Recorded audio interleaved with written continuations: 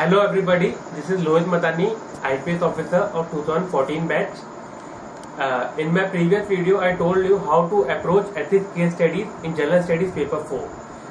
To repeat what I said in my previous video, while you see a ethics case study, you have to analyze the different alternatives to solve it. And while you list the different alternatives, you have to list the positive as well as negative of the different alternatives. You have to analyze all those positives and negatives, and after this analysis you have to reach to a concluding solution. If an ethics case study is of 10 marks, 8 marks will be awarded to you for your analysis and only 2 marks for your concluding remark. And in my previous video I discussed 4 ethics case studies from different civil services as mentioned in my book A Bouquet of Services. Similarly, in this video also I will talk to you about 4 different ethics case studies from 4 different civil services recruited by Union Public Service Commission. Let me start with the case study of Indian Administrative Services, and it goes like this.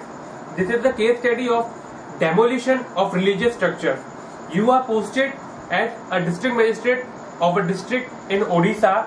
Illegal religious constructions has taken place on the government land in your district in last 10 years. These religious structures belong to all the communities. Political class of the state has supported these illegal structures due to their political interest. Earlier district magistrate has also given a blind eye to these constructions. On 1st May 2014, a decision of Odisha High Court directed the state government to remove all the religious structures in the district. For 2 years, no action was taken by the earlier district magistrate. Another direction came in your period on 1st May 2016 by the High Court, giving a deadline of 1 month to remove all the structures. Following this, you have been asked to remove all the structures and take the help of other departments. You understand that removing the religious structures may lead to major communal problem and violence. How will you tackle this situation, being the first responder to any situation of communal nature? After seeing this case study, and you may be asked the question that what ethical dilemma will you face in this situation, and second question may be that how will you tackle this situation. So let's talk about the ethical dilemma you will face. On one side, if you follow the order of the High Court, you may negatively impact the religious feeling of the local people, and on the other hand, if you respect the religious feeling of the people, you may disregard the direction of the High Court. So you have to analyze this case and try to look for different alternatives.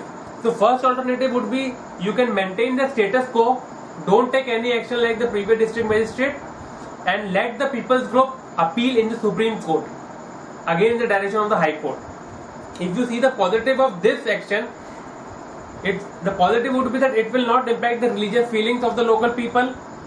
You will maintain a bonhomie with the local people, and you can say that they have not committed a major crime by building this religious structure. So we can allow them and regularize the land. But the negative would be that this will go against the direction of the High Court. Secondly, it will show inefficiency on your part as district collector, and you are not able to implement the orders of the higher court. Thirdly, it will go against the value of your profession. You are appointed a district magistrate to bring in development in your district, to vacate the government land and let the government land be used for development purpose. Thirdly, this would be an anti-development activity by you. The second option which you can have is to follow the order of the High Court strictly and take strict actions immediately by using force. The positive would be that government land will be vacant. Secondly, superior court order would be followed. It will show the presence of the government, and it will respect the values of your profession. But the negative would be that it may lead to anger by the public. It may lead to a communal-like situation, a law and order problem, and violence by the public. So this is again not a practical solution. Thirdly, you can devise a suitable strategy and remove the illegal structures after gaining the support of the public. But how will you do that?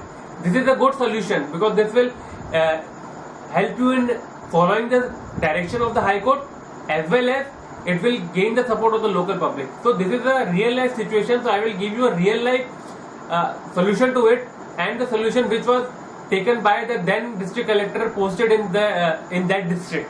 What he did, he conducted peace committee meetings with leaders of various communities and told them that this is the removal of the religious structures in the direction of the High Court, and it is the duty of every citizen of the locality to follow the direction of the High Court, including you all. Secondly, he collaborated with the municipal corporation and dedicated a separate land where all the religious structures of the district can be shifted. Thirdly, he fixed a date for the removal of religious structures and asked all the religious leaders and religious groups to remove the structures themselves by following their traditional pujas and not let the district administration use force against them. Fourthly, when the district administration removes the structure they performed traditional puja and they took every cautionary measure to respect the religious feeling of the groups. And finally, he projected his image as impartial and fair to all the religious groups. So while in the third solution, he was able to gain the support of the local people and also implement the order of the higher court. So when you face such kind of an ethical dilemma or such kind of a case study in your examination, you have to analyze different options like I did and then reach to a concluding solution and tell to the examiner that why the final solution is better than the other two or other three solutions and why would you select the final option. Similarly, I will talk about a case study from the Indian Foreign Service, and this is related to Operation Rahat. The case study goes like this. The importance of Indian Foreign Service is reflected in operations like Operation Rahat, in which the service played an important role in the evacuation of Indian citizens and other foreign nationals from Yemen during the 2015 military intervention of Saudi Arabia and its allies in that country during the Yemen crisis. IFS officer posted in Yemen understood the ground situation and informed the Ministry of External Affairs to issue an advisory to Indian expatriates in Yemen to leave the country. Further, seeing an imminent attack by Arab coalition, officers advised Indians in Yemen to urgently evacuate the country. However, more than 5,000 Indians were still trapped in the country. For them, Operation Rahat was launched. The international goodwill maintained by India made the task of IFS officers easy in this operation. They persuaded both the sides at war to let Indians leave peacefully from the war-torn country. Officers were actively involved in contacting the trapped Indians and arranging for their travel to the embassy. Groups of Indians were then transferred to a base set up in Djibouti. Ambassador of India to Ethiopia held in setting up this camp in Djibouti, where the aggrieved Indians could stay for a few days before they depart to India. He also arranged for their basic facilities there. In this transit camp, various local agencies of the country, of that host country, along with the government, helped the ambassador in providing a decent living to the Indians. So, in this operation, the question can be asked that what were the ethical dilemmas the ambassador must have faced, or what are the ethical dilemmas an ambassador faced in this situation while organizing such operations in such transit camps, and how, if you are placed as an ambassador, how will you overcome such kind of ethical issues. So while you analyze the situation, you have to analyze the role played by the Indian Foreign Service and the responsibilities of Indian Foreign Service. The ethical issues, according to me, would be in such kind of transit camps, every Indian will not be provided with similar level of facilities like food, decent stay and medicine. People nearer to the authorities and having a higher capacity to pay money will be provided with better facilities. Secondly, there are a lot of discretion with the authorities in spending the money in their hand in carrying out the task of evacuation. In such situations, money flows from different quarters, but its economical and ethical spending is difficult to be ensured. Accountability of the money spent is difficult to be ensured. Thirdly, the local agencies increase the cost of their services during this evacuation process, considering this process as urgent. Because the operation is urgent, local agencies increase the cost of their service. So these unethical issues can be solved. Like if you are placed as an ambassador, these unethical issues can be tackled only if you pay and personal attention to these issues. For this, and this is again a real life situation and a real life solution, and how the ambassador tackled this situation. And I am telling you this in first person, that how will you tackle this situation. For this, you should divide the number of people. For example, there are 5,000 people. You should divide them into groups of 50-50 each, and then divide the people in small teams and appoint a team leader and the officer to that team. And then you should clearly indicate them that no complaint of partiality or discrimination should come to you. Secondly, you should interact with the affected people and tell them that they can complain to you easily and reach you easily regarding any complaint of impartiality and discrimination. Thirdly, you should take strict legal action against the people, against the officers and against the leaders involved in discrimination. Fourthly, for proper accounting of the money flowing from different quarters, you should appoint an upright and a trustful person as a person to account all the money coming in and being spent. For this, you have to appoint a person whom you have trust on and whom you know very well and whom you know that he will maintain an upright behavior in this hour of necessity. Fourthly, you should appeal to all the local agencies that they should not try to show their greed during this time of disaster, and they should try to serve the people fully, and you should try to tell them that service of the people during difficult time tantamounts to service of God. Similarly, I would like to talk about a case study from the Indian Forest Service, and this is the case study related to the conservation of Amur falcon in the state of Nagaland.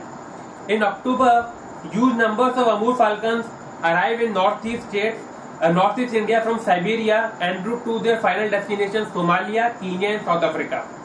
This handsome little raptor has one of the longest migration routes of all birds, going up to 22,000 kilometers in a year. However, a disturbing fact is that during the peak migration of this bird in Nagaland, 12,000 to 14,000 of them were hunted for consumption and commercial sale every day. Moreover, a mind-boggling 120,000 to 140,000 are slaughtered in Nagaland every year during their passage through the state. Amur falcons spend their day on the transmission wires, almost entirely accessible to hunters, and descend to forest patches along the banks of the reservoirs to roost. The hunters ruthlessly exploit this particular behavior and set up huge fishing nets all across the roosting sites. Birds are caught in these nets in large numbers while they come to roost during late evenings or when they leave the roost early morning.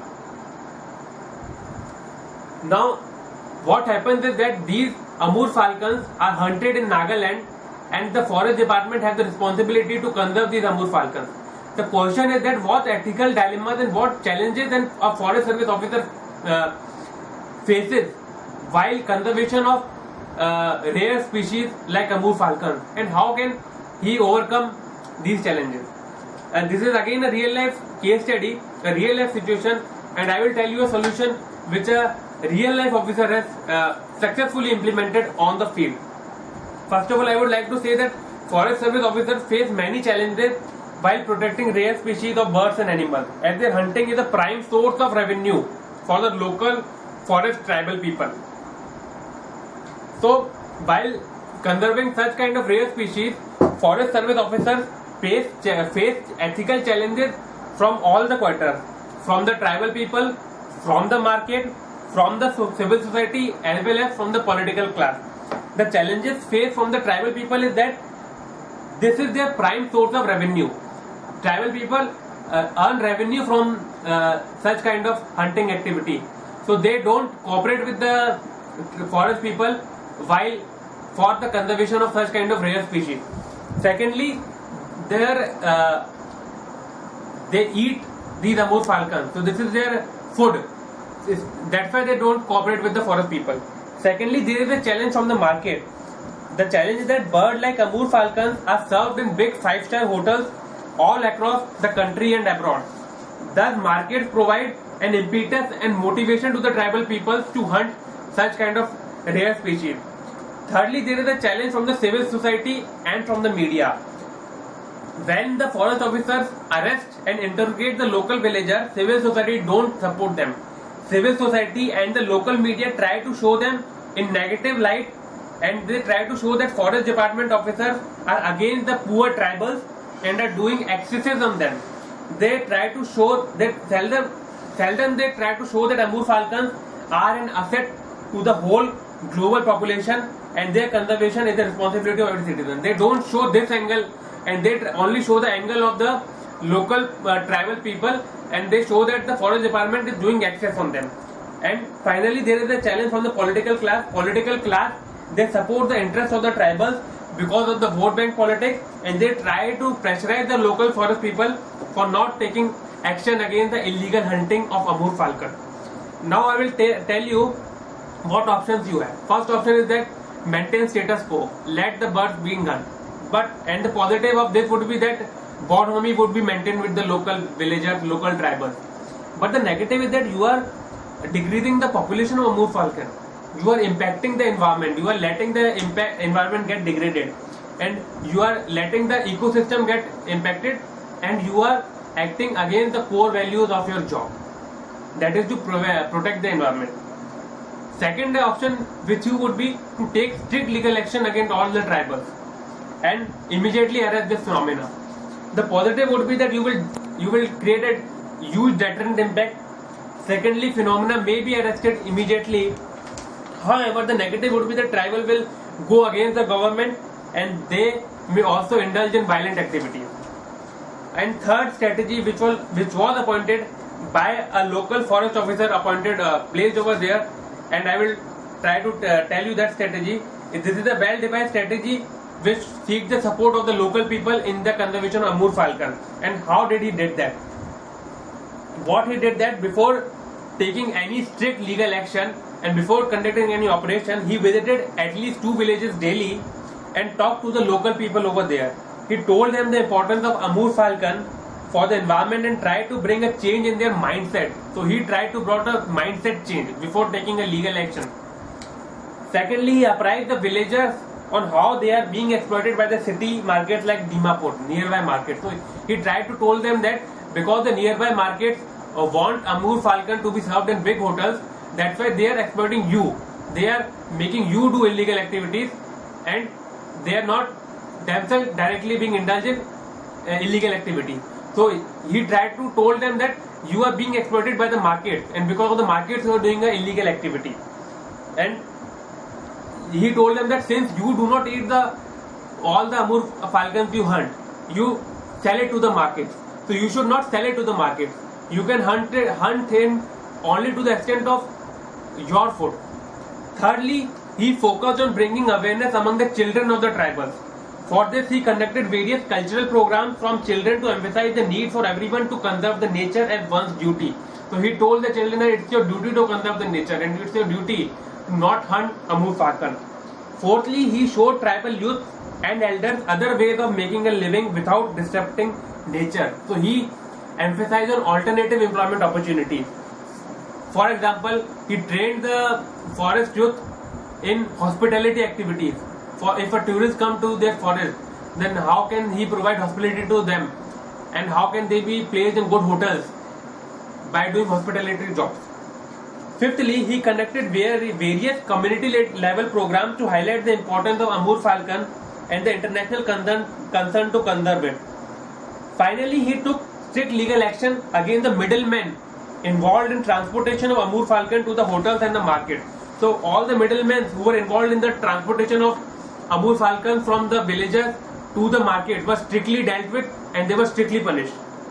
The positive of this action was that tribals started supporting the efforts of Forest Department in conservation of Amur falcon, and civil society projected Forest Department in positive light and recognized the Forest Department for its good work. So this was sort of a win-win solution. So you in the examination you have to look for such a win-win solution. Fourthly and finally, I will talk about a case study of Indian Police Service, and this is a case study regarding the radicalization of the youth. Means how will you deal with a radicalized youth? The case study goes like this. You are posted as ACP of a subdivision in Mumbai. During the course of an investigation, you came across a young man known Ashraf Tayal, who seemed to be radicalized by the online propaganda of the terrorist group Islamic State. He was involved in sharing the gruesome videos and photographs on social networking sites. He also motivated others to go to Syria and join Islamic State. He wrote derogatory remarks against the Indian state on social networking sites and openly supported the activities of Islamic State. According to evidences, he has also received flight tickets and certain amount of money to travel to Syria. However, you got timely information and you arrested him and prevented him from going to Syria. Your senior asked you to book him under the Unlawful Activities Prevention Act, which is the prime anti-terror act of India, under which you can arrest a person and he may remain in jail for more than 2 years and he may remain as a under trial without him being convicted or a case being proved against him. However, you understand that he is just a radicalized youth who has not perpetrated any terrorist act. Booking him under UAPA would ruin his whole life and his family will fall into poverty. This may also impact the feelings of the community to which he belongs. So, in this case study, first question can be that what ethical dilemma would you face while dealing with such radicalized youth, and what strategy you will take while dealing with such radicalized youth. So, the dilemma I have already told you that if you take strict legal action against him, you may ruin his family life and ruin his life, and you may impact the psyche of the whole community. So first of all, if you have certain options with you, first option is that you should strictly go by law and book him under the UAPA Act. The positive of this would be that you will create strict deterrent impact on youth trying to be radicalized. Secondly, you will try to show your action and you will try to show that you are an upright officer and you take strict legal measures and nobody can put fingers on you. But negative would be that you will further radicalize other members of youth of that community if they see that their fellow member is being punished for a small offense. Secondly, as I already told, it will ruin the family life of the youth. Second option would be you should punish him only if he perpetrates a terrorist act, and you should not punish him if he is sharing videos and something like that. So that means that you should not take any action against him. The positive would be that it won't impact the psyche of that person and the marginalized youth. Secondly, it would give a sense of freedom to them. But negative would be that you cannot compromise the national security only to respect the freedom of liberty of a citizen. Third approach is to take a cautious wait and watch approach, and this approach is also suggested by the National Investigation Agency on how to deal with the radicalized youth. First of all, what you should do, you should not book him under a serious section of UAPA but under a milder section of Indian Penal Code. And secondly, you should immediately put bind down orders, means order of immediate rescue and counseling on that potential youth. Means if you put a bind down order that he would be immediately rescued from his home and kept at a extremism counseling center, and counseling would be done for him and he would be booked for a milder offense than for a stronger offense. In this extremism counseling center, his parents, his teachers and his friends would be invited and their help would be sought to de-radicalize this radicalized youth. Secondly, you should propagate mainstream values among the minority schools and people living in minority areas. Thirdly, you should conduct meetings of marginalized groups and teach them the value of democracy, Indian values and demerits of dictatorship. Fourthly, the police department should increase the welfare activities among the minority community and try to win the hearts and minds of the people. So you should implement the strategies of community policing, peace committees, and try to show the minority community that they are a part of an integral part of India, and any radicalization would go against their community only. And you should try to show them your fair attitude towards the community and try to show them that one of the youth of the community got radicalized, but still the Indian government took a milder action against him and tried to de-radicalize him. Such kind of fair action would win the bonhomie of the minority community and help in further radicalization of other members of the community. So such kind of ethics case studies have been written in my book, A Bouquet of Services, which is available on Amazon, as well as it is available in the markets of Maharashtra, and it is also been released in Delhi in the name of Lohit Madani and Vishal. So you can have that, and I would again be coming on such kind of videos to help you for your preparation of ethics in General Studies paper 4 of UPSC Civil Services examination. Thank you.